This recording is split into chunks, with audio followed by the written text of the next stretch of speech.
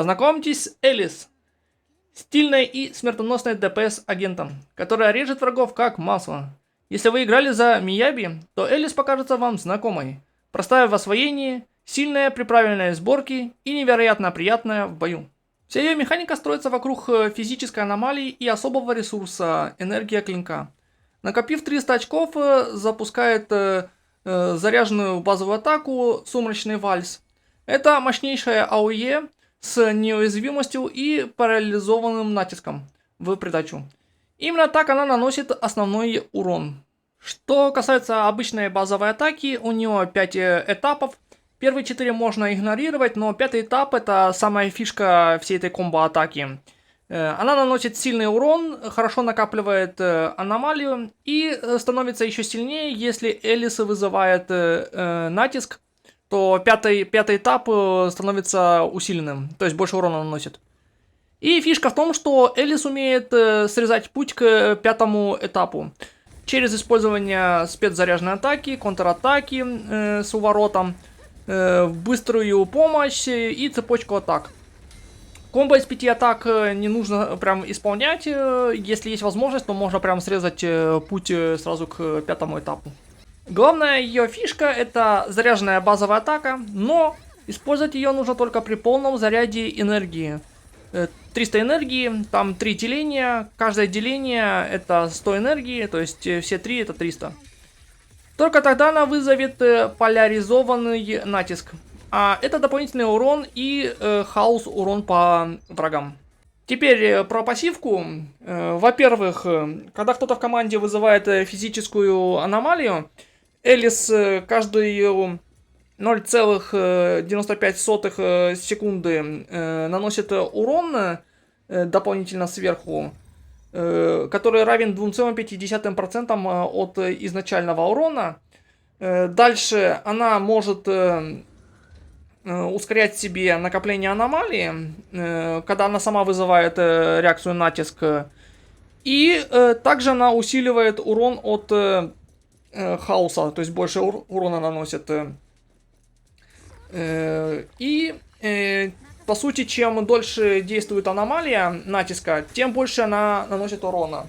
Чем-то это очень похоже на Хьюга с его тотализатором. Ну, не один в один, но есть схожесть. И плюс, когда она каждый раз вызывает натиск, она восстанавливает 10 энергии клинка. Ее завершающая тяжелая атака, то есть заряженная базовая атака, финальная атака вызывает поляризованный натиск. Это, скажем так, тоже физическая аномалия, но она отдельная, потому что она может взаимодействовать с другими аномалиями и вызывать хаос. В том числе она может с физической аномалией взаимодействовать, чтобы вызвать реакцию хаос. И вторая пассивка. Когда в команде есть кто-то из поддержки или аномалии, Элис получает 30 энергии клинка, когда кто-то в команде вызывает реакцию хаос, то есть она быстрее заряжает свою основную энергию для тяжелой атаки заряженной, базовой.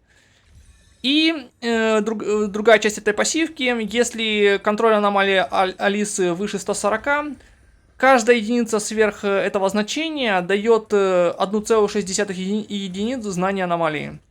И плюс хороший бонус, при входе на поле боя Элис получает 300 единиц энергии клинка, то есть она при входе на поле боя уже сразу может активировать свою базовую заряженную атаку, что очень даже хорошо. У спецзаряженной атаки Элис есть два варианта. С направлением вперед надо зажать кнопку вперед и нажать спецзаряженную атаку. Быстрый и хороший по урону, отличный выбор для боя в большей части случаев. С направлением назад нужно зажать кнопку назад или вообще ничего не нажимать и только активировать спецатаку заряженную. Анимация медленнее, но наносит больше урона и лучше накапливает аномалию.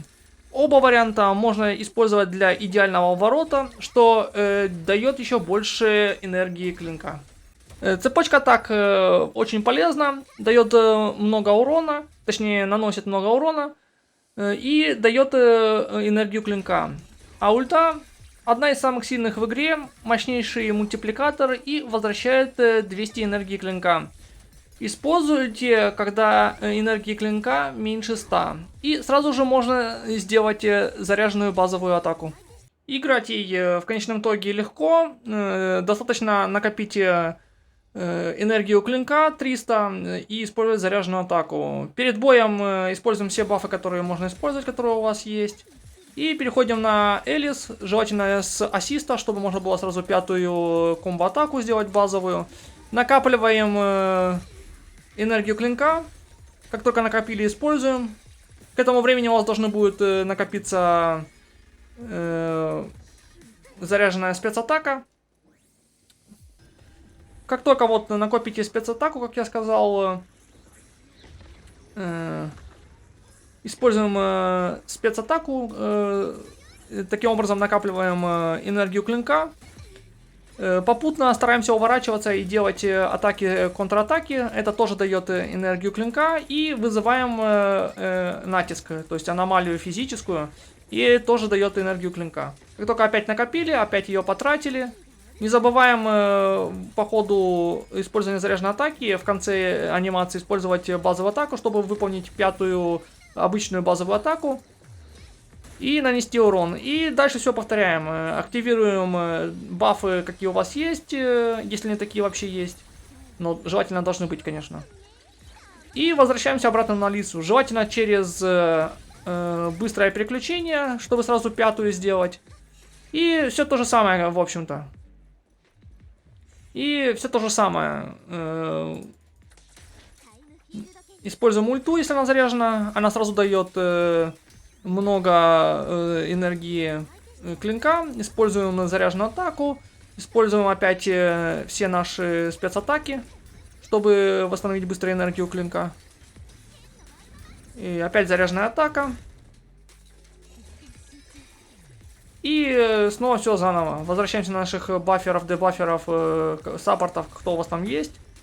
Используем все их умения. И обратно на Алису.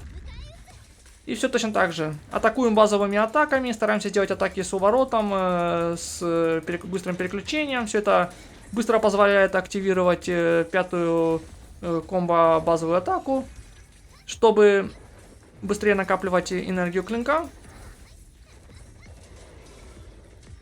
Во время уворота можно спецатаку использовать, так как сразу активируется идеальный уворот, что позволяет легче уворачиваться от врагов. И все.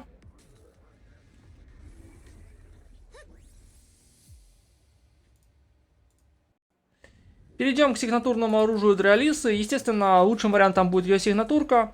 Она дает 60 контроля аномалии, что с учетом ее пассивки превращается в 96 единиц знания аномалии. Плюс она усиливает на 20% бонус физического урона. То есть по всем параметрам это идеальное оружие для нее. Следующее у нас оружие — это сигнатурка Джейн Доу. Работает тем лучше, чем чаще вы делаете контратаки с уворотом. И идеально подходит персонажам, которые постоянно находятся на поле боя. Элис как раз такая. В ее оптимальных пачках она обожает быть на передовой и часто делает увороты. Поэтому это оружие становится отличным выбором. Дает много бонусов к накоплению физической аномалии и знанию аномалии. И третий вариант из 5-звездочных — это сигнатурка Грейс. Один из лучших доступных вариантов, особенно если нет сигнатурного. Дает 24 пробития, высокую базовую атаку, процент атаки и даже знание аномалии, если использовать спецатаку заряженную часто. Главное при игре с этим оружием лучше иногда использовать спецатаку вместо уворота, чтобы активировать идеальное уклонение и не терять бонус от этого оружия. И последний вариант — 4-звездочное оружие, близнецы. Лучший выбор для фри-то-плей игроков, если вы можете сделать его до 5-го улучшения. Вариант для многих аномальных персонажей, и Элис не исключение. Бафает знание аномалии, если кто-то из команды вызывает аномалию, плюс дает постоянный бонус к атаке. Конечно, до S-рангового не дотягивает, но если нет другого выбора, это отличная бюджетная альтернатива. А Элис, благодаря своим поляризованным натискам, почти всегда может держать его бонус активным. С дрейд-дисками у него все намного проще, чем с оружием. 4 части свирепого хэви-металла будет топовым для нее. Дает 10 бонусов физического урона постоянно и бонус урона 35% по врагам, на которых была вызвана физическая аномалия, если ее применяет любой участник команды, то есть без разницы, это Элис активировал или кто-то другой. Эффект длится 12 секунд и обновляется от любых союзников или бамбу, так что можно постоянно поддерживать, особенно на боссах. Это топовый сет, особенно если его еще скомбинировать с двумя частями другого сета. Самый лучший вариант это мелодия Файтона, то есть баллада о Файтоне. Две части увеличит контроль аномалии. Также неплохим вариантом будет вот этот фугу электро, процент пробивания плюс 8%. И другой сет, Гормон Панк, он тоже неплохо подходит для Элис, но является больше как альтернатива, то есть не лучшим вариантом. Более рискованный выбор, он может дать много урона, если попадаете в окно действия бафа. У Элис действительно есть мощные пиковые моменты урона, например, заряженная атака или ульта. Но проблема в том, что она почти не всегда на поле боя, и ее урон завязан на таймингах врагов.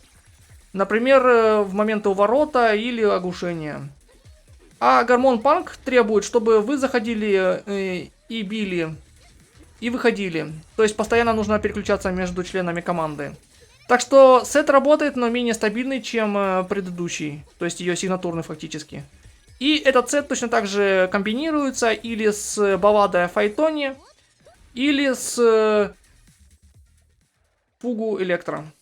Теперь разберемся с характеристиками на драйв-дисках и финальные характеристики при полной прокачке. Начнем с драйв-дисков. В 4-й драйв-диск нам нужно брать знания аномалии или силу атаки. Например, если у вас какое-то оружие, которое увеличивает знание аномалии изначально, то можно сюда поставить силу атаки, например. В балладу о Файтоне берем бонус физурона, пробитие или силу атаки. Все зависит от того, какое у вас оружие. Например, у меня вот сигнатурка Грейс, у меня дает пробитие, я бы мог взять, например, физический урон или силу атаки. Если у вас сигнатурка дает сразу бонус физического урона, то можно взять сюда спокойно пробитие или силу атаки. И в 6-й слот, тут сразу берем контроль аномалии, другого варианта нет. Ей только он и нужен будет. В сабстатах ищем знание аномалии и процентную атаку. Потом ищем пробитие, и можно уже по возможности, если повезет, то атаку без процента искать. Конечные статы после вот уже все прокачали, одели, у вас должны быть вот такими. Атака должна быть от 2600 минимум, ну и уже чем выше, тем лучше. Знание аномалии должно быть от 330 и выше. И контроль аномалии от 184 и выше. Чем больше, тем лучше. С командами у него немножко все сложновато, потому что фри-то-плей команды у нее хорошей нету. То есть она есть, но она не выдает тот же самый уровень урона, что и лучшая команда. Лучше это вот Элис, Вивиана и Юдзуха. Это прям идеальная. Вивиана атакует из кармана. Юдзуха бафает, то есть саппортит аномалии. Здесь же в этой команде можно заменить Вивиану. Можно заменить на Янаги, если она у вас есть. Янаги бафает урон хаоса. И можно заменить на Бернис. Юзуху тоже можно заменить на Астру, если она у вас есть. Астра все еще тоже хороша, хоть она уже не так сильно подходит под аномалии, но она все еще хорошо бафает урон команде всей. И уже на крайняк, на самый крайний случай, можно взять Николь с собой. Это вот насчет идеальной команды. Другая команда у нас будет с двумя саппортами. Это вот, если вы хотите прям максимально бафнуть Элис. В первый слот берем Астра Яо или Николь. В зависимости от того, кто у вас есть. Вот Астра Яо или Николь. А во второй слот можно взять... Опять же, все зависит от того, кто у вас есть. Но желательно, чтобы это была Юдзуха. И тогда у вас тут будет максимально забафанная Элис, по сути.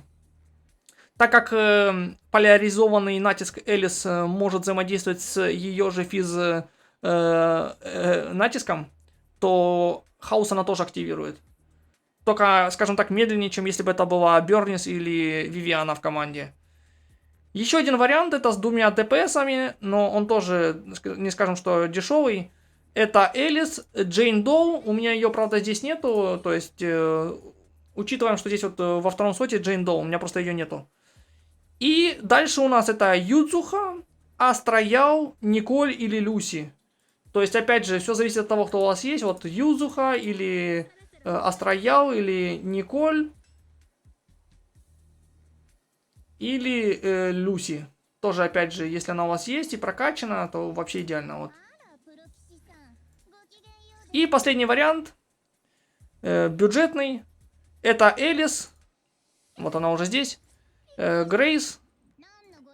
Грейс тоже может активировать электро-реакцию. Но единственное, что она это делает не из кармана.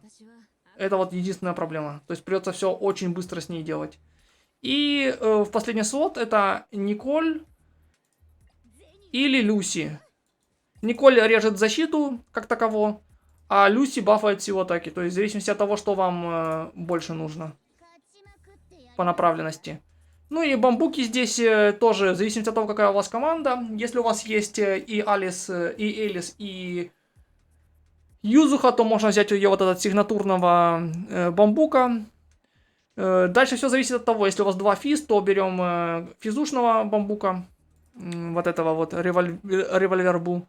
Если две аномалии, можно взять аномального бамбу. Если есть в команде Вивиана, берем Робина, ихнего сигнатурного. То есть тут все зависит от того, какая у вас команда, как собрана. На этом, я думаю, все. Если что-то я упустил, напишите в комментариях. Ставьте лайк. Кто не подписан, подписывайтесь. Или кто еще не подписался, подписывайтесь. Ну и, собственно, посмотрите другие видео на моем канале тоже.